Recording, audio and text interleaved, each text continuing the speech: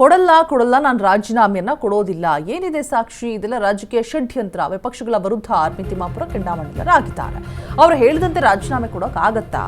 CM ಭೇಟಿ ಬಳಿಕ ಸಚಿವ ತಿಮ್ಮಾಪುರ ರಿಯಾಕ್ಟ್ ಮಾಡಿರುವಂಥದ್ದು. ಅಧಿಕಾರಿ ಮಾತನಾಡಿದ್ದಾರೆ, ನಾನು ಹೇಗೆ ಹೊಣೆ? ಅವ್ರು ಮಾತನಾಡಿದ್ರೆ ನಾನೇನು ಮಾಡೋಕ್ಕಾಗುತ್ತೆ? ಯಾರು ಮಾಡಿದಾರೋ ಅವ್ರು ಅನುಭವಿಸ್ತಾರೆ. ಈಗ ಆಲ್ರೆಡಿ ಅಧಿಕಾರಿನ ಅಮಾನತು ಮಾಡಲಾಗಿದೆ. ಸುಳ್ಳು ಆರೋಪ, ರಾಜೀನಾಮೆ ಕೊಡಲ್ಲ, ಪ್ರಶ್ನೆನೇ ಇಲ್ಲ ಅಂತ ಹೇಳ್ಬಿಟ್ಟು ತಿಮ್ಮಾಪುರ ಅವರು ಮಾತನಾಡಿರುವಂಥದ್ದು. ಸಿಎಂ ಭೇಟಿ ಬಳಿಕ ತಿಮ್ಮಾಪುರ ಅವರು ಮಾತನಾಡಿರುವಂತಹ ವಿಚಾರಗಳು. ಅಧಿಕಾರಿ ಮಾತನಾಡಿದರೆ ನಾನು ಹೇಗಪ್ಪ ಹೊಣೆ ಆಗ್ತೀನಿ? ನಾನು ಯಾಕೆ ರಾಜೀನಾಮೆಯನ್ನು ಕೊಡಬೇಕು? ಯಾರು ಮಾಡಿದಾರೋ, ಯಾರು ಮಾತನಾಡಿದಾರೋ ಅವ್ರು ಅನುಭವಿಸ್ತಾರೆ. ಈಗ ಆಲ್ರೆಡಿ ಅವರಿಗೆ ಸೂಚನೆ ಕೂಡ ಹೋಗಿರುವಂಥದ್ದು ರಾಜೀನಾಮೆಯನ್ನು ಪಡೆದುಕೊಳ್ಳೋದಕ್ಕೆ. ಸುಳ್ಳು ಆರೋಪ, ರಾಜೀನಾಮೆ ಕೊಡೋದಿಲ್ಲ, ನಾನು ರಾಜೀನಾಮೆ ಕೊಡೋ ಪ್ರಶ್ನೆನೇ ಇಲ್ಲ ಅಂತ ಹೇಳ್ಬಿಟ್ಟು ತಿಮ್ಮಾಪುರ ಅವರು ಮಾತನಾಡಿದ್ದಾರೆ. ಆಫ್ಟರ್ ಸಿದ್ದರಾಮಯ್ಯ ಅವರನ್ನ ಮೀಟ್ ಮಾಡಿಕೊಂಡು ಬಂದ ನಂತರ ಮಾತನಾಡಿರುವಂತಹ ಮಾತುಗಳು ತಿಮ್ಮಾಪುರ ಅವರು.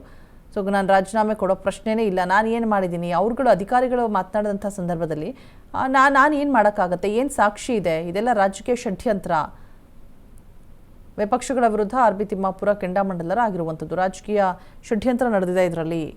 ಧ್ವನಿ ಎಲ್ಲಿದೆ ಅಲ್ಲಿ? ಅವ್ರು ಯಾರೋ ಮಾಡ್ಕೊಂಡಿರೋತ್ತಿಗೆ ನಾನು ಏನು ಮಾಡೋಕ್ಕಾಗತ್ತೆ? ನನ್ನನ್ನು ಪ್ರಶ್ನೆ ಮಾಡಬೇಡಿ, ನಾನು ರಾಜೀನಾಮೆಯನ್ನು ಕೊಡುವಂತಹ ಪ್ರಶ್ನೆಯೇ ಇಲ್ಲ ಅಂತ ಹೇಳಿಬಿಟ್ಟು ಸ್ಪಷ್ಟಪಡಿಸಿದ್ದಾರೆ. ಸಿಎಂ ಭೇಟಿ ಬಳಿಕ ಫಸ್ಟ್ ರಿಯಾಕ್ಷನ್ ಕೊಟ್ಟಿರುವಂಥದ್ದು ತಿಮ್ಮಾಪುರ ಅವರು. ಅಧಿಕಾರಿ ಮಾತನಾಡಿದರೆ ನನಗೆ ಹೇಗದು ಸಂಬಂಧಪಡುತ್ತೆ? ಯಾರು ಮಾಡಿದಾರೋ ಅವ್ರು ಅನುಭವಿಸ್ತಾರೆ.